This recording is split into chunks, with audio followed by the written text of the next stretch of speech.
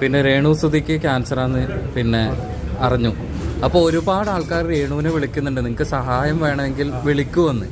ഇവർക്ക് ഒരു സഹായം ചോദിക്കാൻ സാധ്യതയില്ല. അപ്പോൾ നിങ്ങളുടെ ബിഗ് ബോസിന്റെ ടീമൊക്കെ മനസ്സറിഞ്ഞ് സഹായിക്കുമല്ലേ വേണ്ടത്?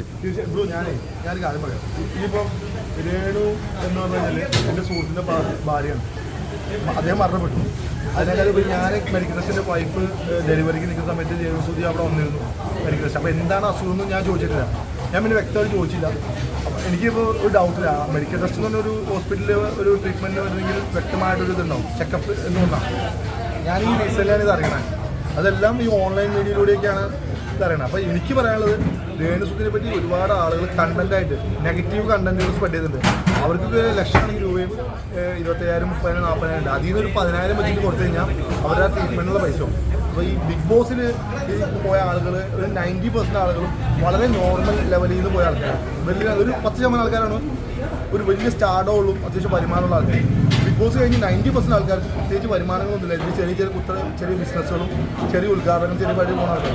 ഞങ്ങൾക്ക് ചെയ്യുന്നേക്കാൾ ഏറ്റവും കൂടുതൽ ചെയ്യാൻ പറ്റുന്ന ഈ പറഞ്ഞ രേണുസുതിനെ പറ്റി നെഗറ്റീവ് പറഞ്ഞാൽ സ്പ്രെഡ് ചെയ്ത് പൈസ ആക്കി ആളുകൾക്ക് കൊടുക്കാൻ പറ്റും.